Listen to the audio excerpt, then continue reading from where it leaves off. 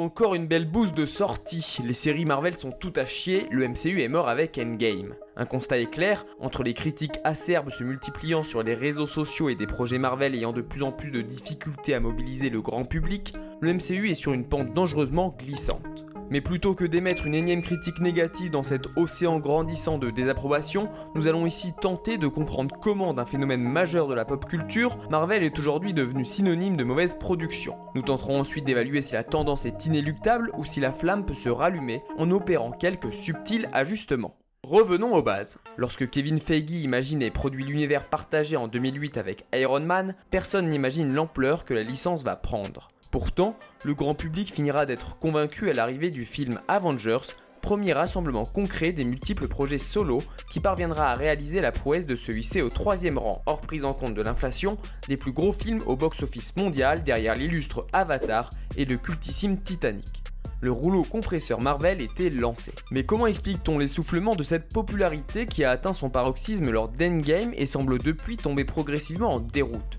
Est-ce un simple effet de lassitude envers les super-héros ou est-ce les choix de Marvel Studios qui éloignent de plus en plus le public de la franchise ? La première chose à faire est peut-être d'essayer d'analyser si cet essoufflement est bien réel ou s'il n'est qu'une illusion créée par des réseaux sociaux dont la négativité est parfois exacerbée. Pour cela, 2 points peuvent servir d'éléments d'analyse. L'appréciation des films par le public d'une part et l'implication de ce dernier d'autre part, qui nous permettront d'évaluer respectivement l'appréciation de chaque film et du MCU en général. Le premier est quantifiable dans une certaine mesure à travers les notes obtenues par les films, que ce soit par la presse et les utilisateurs. La méthode n'est pas forcément représentative du grand public, mais elle a l'avantage de donner des tendances. Le deuxième est beaucoup plus facilement quantifiable et objectif, le nombre d'entrées de chaque film est directement proportionnel à l'attrait du public envers la licence de super-héros.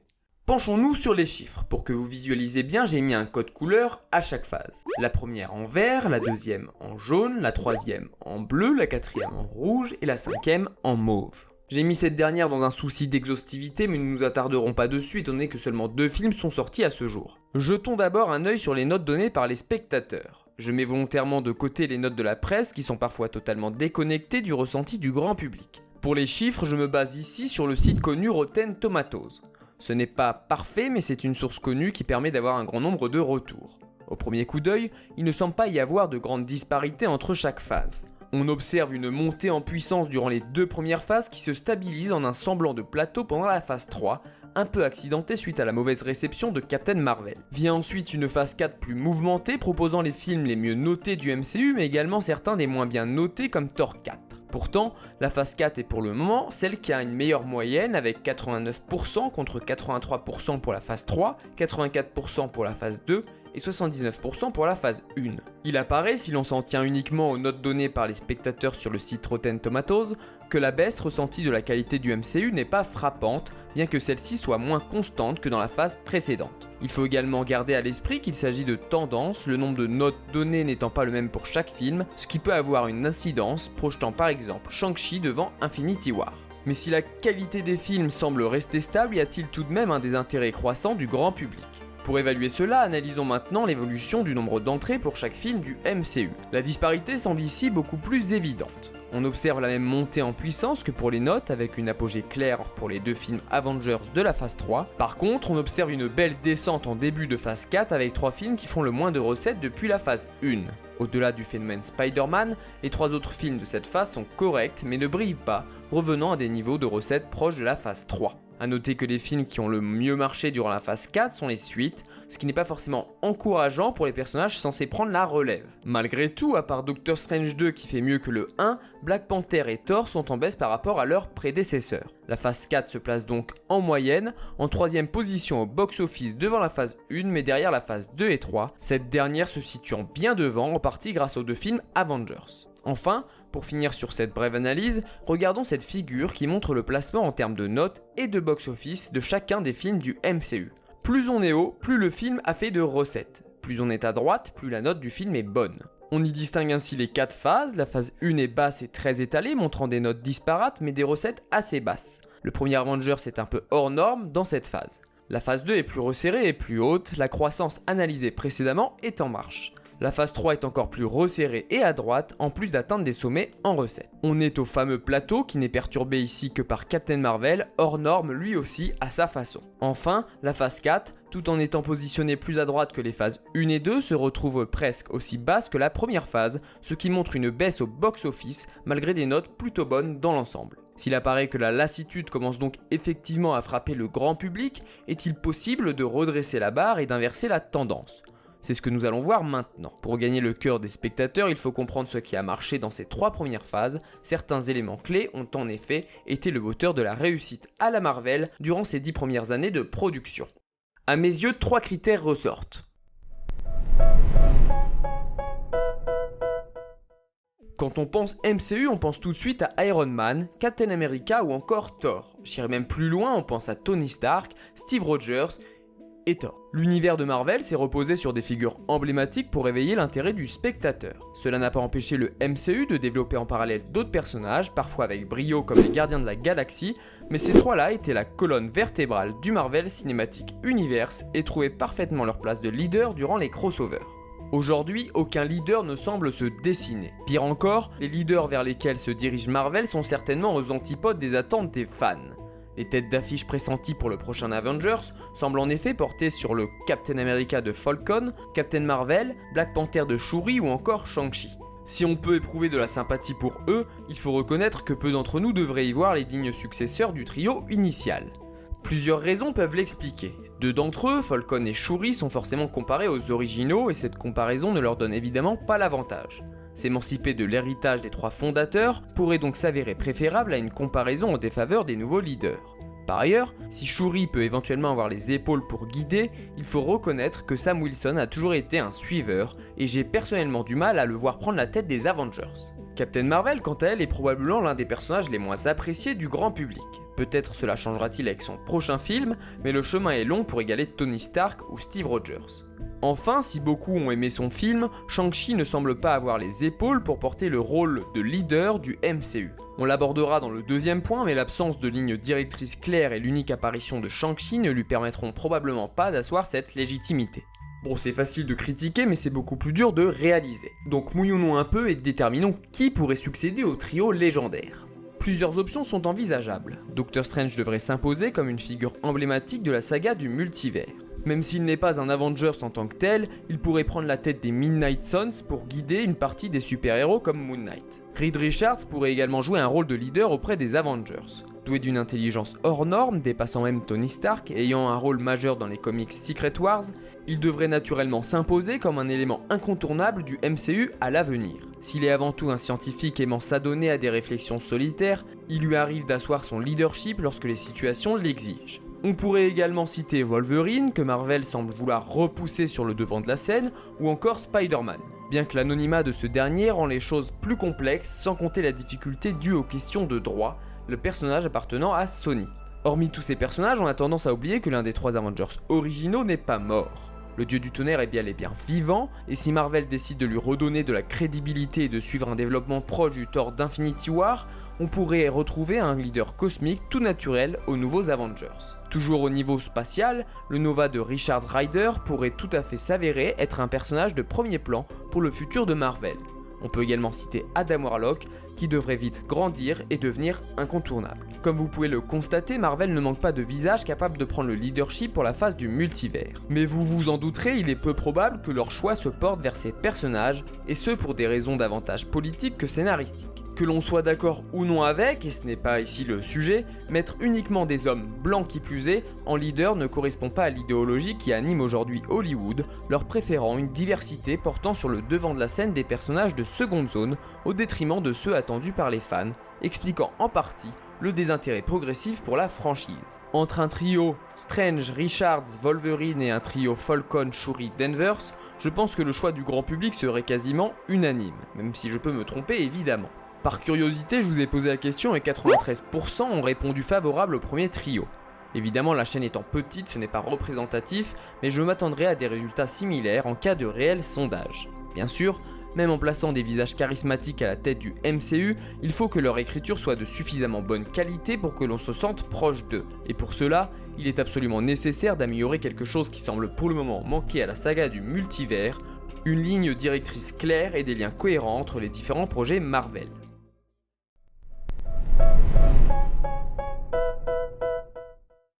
Nous sommes dans la saga du multivers. Plus que jamais, les projets Marvel doivent tisser une toile claire nous menant vers une menace palpable. Malheureusement, depuis le début de la phase 4, les projets semblent se multiplier sans établir de connexion évidente nous menant vers un projet commun.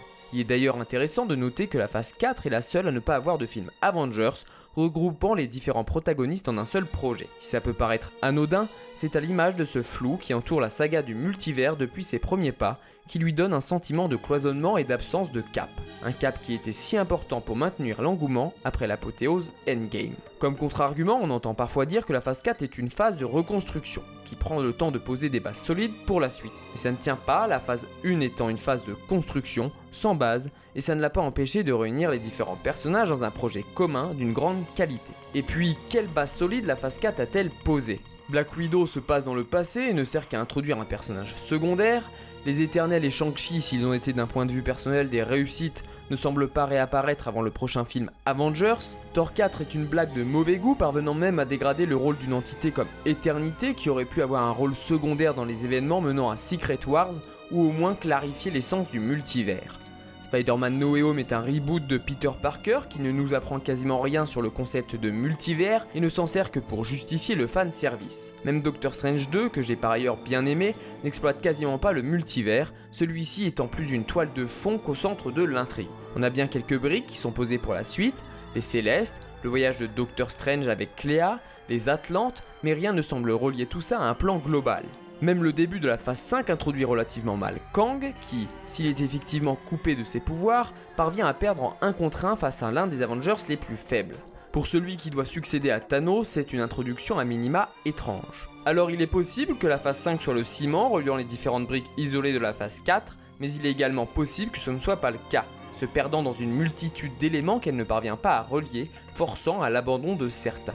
Un exemple connu est le Céleste mort, Tiamut, qui a émergé de l'océan. Un tel événement de niveau Avengers devrait avoir des répercussions pour tout le MCU, il apparaît donc essentiel que le prochain film Captain America, qui verra l'émergence d'un nouvel ordre mondial, s'en servira pour justifier la nécessité de ce nouveau monde basé sur l'ordre et la sécurité. Ce caractère brouillon, peut être dû en partie au bouleversement induit par le Covid, se retrouve même jusque dans le développement des personnages, ce qui devient alors extrêmement problématique. En témoigne Doctor Strange qui est un imbécile fini dans Spider-Man ou Wanda qui est complètement différente dans Doctor Strange 2 que dans WandaVision. On peut naturellement expliquer ce changement par l'emprise du Darkhold, mais en vérité l'équipe en charge de Doctor Strange 2 n'avait pas connaissance du script de WandaVision pour réaliser leur film, expliquant cette dissonance. Vous l'aurez compris, mais la réussite du MCU a jusque-là été en partie due à sa capacité à former un tout cohérent. Sans ligne de développement claire et connexion entre projets, une partie du public se désintéresse de l'univers partagé, sans compter la multiplication des projets qui rend le tout difficilement digérable pour une partie croissante du grand public. Mais on reparlera de ça en partie 3. Il aurait donc fallu poser des lignes claires, surtout dans un contexte de multivers, de royaume quantique et de lignes temporelles, parfois difficiles à appréhender pour le commun des mortels. Et puisqu'on n'est pas là uniquement pour critiquer, je vais vous proposer, sans aucune prétention, je ne suis pas scénariste, une piste que Marvel aurait pu emprunter, à savoir développer 3 sous-intrigues qui se dirigent toutes vers Avengers de Kang Dynasty. Une intrigue cosmique, une intrigue civile et une intrigue magique permettraient de couvrir un large éventail de possibilités tout en convergeant vers le même film. Mieux encore, les 3 axes pourraient chacun avoir un variant de Kang comme antagoniste de fond avant d'avoir la réunion des 3 dans le 5e Avengers. L'axe magique lié à Wanda, Agatha Harkness, Doctor Strange, Moon Knight et les futurs possibles Midnight Suns pourrait tout à fait être relié à Ramatout, à la fois avec Moon Knight, mais également avec le futur film Les 4 Fantastiques, le groupe de héros étant souvent proche des problématiques dimensionnelles. L'axe cosmique, développé autour de Captain Marvel, les Éternels, Thor ou encore un éventuel Nova, pourrait introduire le Kang technologique aperçu dans le Conseil des Kang. Enfin, l'axe civil autour de Secret Invasion, Daredevil, le prochain Captain ou encore Thunderbolts devrait être le théâtre direct d'Avengers 5, introduisant Immortus et réunissant les 2 autres Kang déjà affrontés par les équipes magiques et cosmiques. Cela permettrait d'amener l'ensemble des héros à converger vers les événements d'Avengers 5 de façon organique et non forcée, tout en faisant apparaître divers variants de Kang. Ces derniers, difficilement affrontés par leur équipe respective, paraîtraient être invincibles dès lors qu'ils unissent leurs forces. Il me semble absolument nécessaire d'aborder l'antagoniste de cette phase d'une manière totalement différente que Thanos. La menace incarnée par le Titan Fou était avant tout portée par l'incommensurable résilience de ce dernier, en plus de sa possession des pierres d'infinité. Kang est avant tout dangereux par ses multiples incarnations, lui permettant d'agir partout et en tout point du temps. Dès lors, il me paraît essentiel de faire intervenir différents Kang pour incarner cette menace. Faire intervenir chaque variant pour clôturer chaque sous-intrigue avant de les réunir dans Avengers 5 me paraît être une bonne option pour nous faire ressentir la menace et le danger de Kang. Enfin, au-delà de ce dernier, avoir une ligne directrice clairement construite permet de développer des personnages sans trop d'incohérence afin de les faire évoluer pour que le public puisse s'attacher à eux. Captain America est passé du naïf patriote au rebelle combattant pour la liberté, Tony Stark du milliardaire égocentrique à l'homme qui se sacrifie pour le salut de l'univers. Sans une écriture de qualité, directement dépendante de la cohérence entre les différents projets, il serait difficile de provoquer chez le grand public un sentiment d'attachement pour les personnages et dans le même coup, de leur donner envie de suivre leur histoire au travers des différents films et séries. En parlant des séries, abordons le troisième et dernier point de cette vidéo, la multiplication abusive des différents projets. L'un des changements majeurs de la phase 4 du MCU est la déclinaison de ce dernier sous différents formats. Films, séries, courts-métrages, l'univers Marvel n'a jamais été aussi présent, même la cadence de sortie des films s'étant accélérée, poussant à 3 films par an sur grand écran. S'il est facile de juger a posteriori de l'échec de cette politique, il s'avère maintenant important pour Marvel Studios de corriger le tir. La multiplication des projets a perdu une partie du grand public qui, incapable de suivre la cadence, que ce soit par manque de temps, d'envie ou d'argent, se détourne des super-héros. Marvel était parvenu à imposer son modèle, faisant regarder le MCU comme on regarde une série.